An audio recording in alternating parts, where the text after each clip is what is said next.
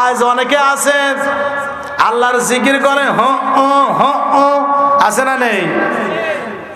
আমার কথা ভুল বুঝবেন না। জিকির মানে স্মরণ করা, জিকির মানে কি স্মরণ করা, কিন্তু সেই স্মরণটা হতে হবে রাসূলুল্লাহর দেখানো পদ্ধতি অনুযায়ী। কথা বলেন ঠিক কি না? আজকে অনেকে এমন জিকির করে, কি জিকির করে তা সে নিজেই জানে না। কথা বলেন ঠিক কি না? জিকির করতে হবে, জিকির মানে স্মরণ করা। আল্লাহর স্মরণ করা এর চাইতে উত্তম কি আর কিছু হতে পারে না? আমার প্রিয় আপনজনেরা, যাদের জিহ্বা আল্লাহর জিকিরে তরতাজা থাকবে, কিয়ামতের ময়দানে তারা হাসতে হাসতে আল্লাহর জান্নাতে প্রবেশ করবে। জোরে বলুন সুবহানাল্লাহ, আরো জোরে বলুন সুবহানাল্লাহ। কিন্তু জিকির হতে হবে শরীয়ত সম্মতভাবে, আল্লাহ রসুলের দেখানো পন্থায়। কথা বলুন ঠিক কিনা? কিন্তু আমাদের সমাজে এমন অনেক ইবাদত চালু হয়েছে যা রাসূলুল্লাহর দেখানো পথে নাই, রাসূলুল্লাহর জীবনে নাই। এই ইবাদত এইরকম করলে আল্লাহর দরবারে কবুল হবে না। কথা বলেন ঠিক কিনা? বান্দা যে কাজই করুক না কেন সেইটা ইবাদত। সেইটা কি হয় সেটা ভালো, আর না হয় সেটা খারাপ। যদি ভালো হয় তাহলে সেই ইবাদত গ্রহণযোগ্য হবে, আর যদি শয়তানের দেখানো পথে হয়, যদি আল্লাহর নৈকট্য অর্জনের জন্য যদি না হয়, তাহলে ওইটা শয়তানের খুশি করার জন্য। কথা বলেন ঠিক কি না? যেখানে আল্লাহ নেই সেখানে কে আছে? জোরে বলেন, শয়তান। যেখানে আল্লাহর নাম নেই সেখানে শয়তান, মাঝামাঝি কেউ নেই। কথা বলেন ঠিক কি না? সুতরাং আল্লাহ রাব্বুল আলামিনের নৈকট্য অর্জনের জন্যই আমাদের ইবাদত করতে হবে। পিতামাতার খেদমত করব কার খুশি করার জন্য? জোরে আওয়াজে বলুন কার? আল্লাহর খুশি করার জন্য পিতামাতার খেদমত করেন। পিতামাতার খেদমত করলেও আপনার আমলনামায় সওয়াব লিখে দিবেন কে? আল্লাহ রাব্বুল আলামিন বলেন, আকাদা রাব্বুকা, আমি মানুষদেরকে নির্দেশ দিয়েছি তারা যেন আল্লাহ রাব্বুল আলামিনের ইবাদত করে আর পিতামাতার খেদমত করে। আল্লাহর নির্দেশ দিয়েই দিয়েছেন, আল্লাহ বাকি রাখেন নাই, নির্দেশ দিয়েই দিয়েছেন। এই দুনিয়ায় যারা পিতামাতার খেদমত করে না, ভাই ভোল্টেজ ঠিক করে, যারা পিতামাতার খেদমত করে না, এই দুনিয়ায় নগদে দুইটা শাস্তি তারা পাবে। মিলাই নেন, পিতামাতার খেদমত যারা করে না এই দুনিয়ায় তারা দুইটা শাস্তি পাবে। নাম্বার 1, যত আয় উপার্জন করুক না কেন তার ভিতরে কোনো বরকত আল্লাহ রাব্বুল আলামিন দেবেন না। ইবাদত আয় রুজিতে তাদের কোনো বরকত হবে না।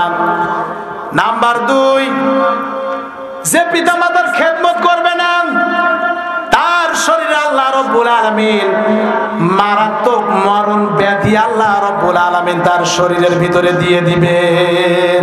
নগদ দুইটা শাস্তি তার হবে। নাম্বার 1, আয় রুজি যা করবে তাতে কোনো বরকত হবে না। নাম্বার 2, তার মরণ ব্যাধি তার শরীরে বাসা বাঁধবে যদি পিতামাতার খেদমত না করে।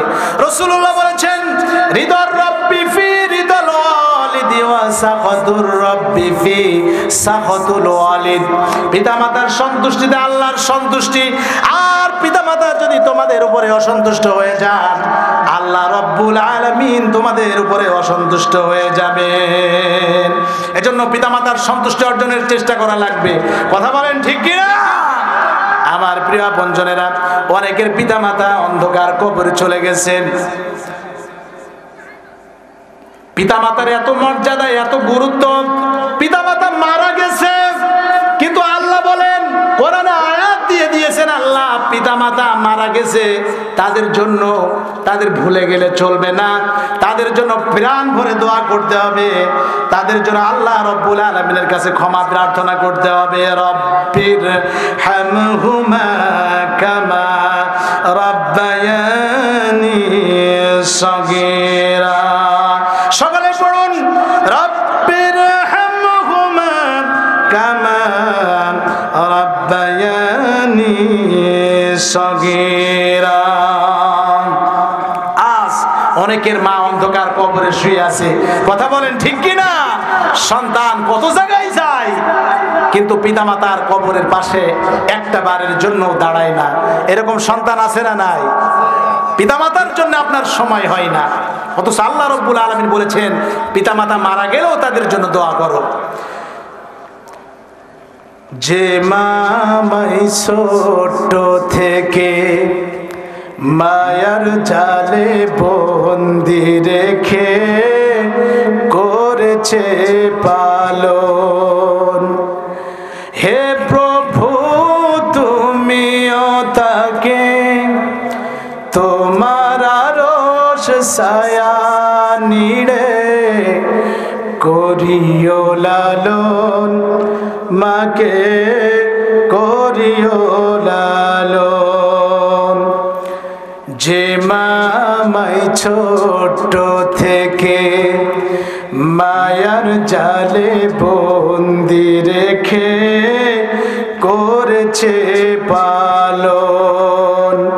হে প্রভু তুমিও তাকে তোমার আরশ ছায়া নিড়ে করিও লালন, মাকে করিও লালন। আমার দুঃখে কাঁদতো যে মা মলিন করে মুখ, দোহাত তুলে তোমার কাছে চাইতো আমার শোক। আমার দুঃখে কাঁদতো যে মা মলিন করে মুখ, দোহাত তুলে তোমার কাছে চাইতো আমার শোক। মাঝে ছিল সবচেয়ে আপন, সে ছাড়া আজ শূন্য ভুবন। আসবে না মা ফিরে জানি, কেঁদে যতই ভাষাই নয়ন। হে প্রভু তুলেছি হাত, তুমি তারে দাও গোনাজাত করে নাও আপন। যে মামাই ছোট থেকে মায়ার জালে বন্দি রেখে করেছে পালন। হে প্রভু তুমিও তারে তোমার আরশ ছায়া নিড়ে করিও লালন, মাকে করিও লালন।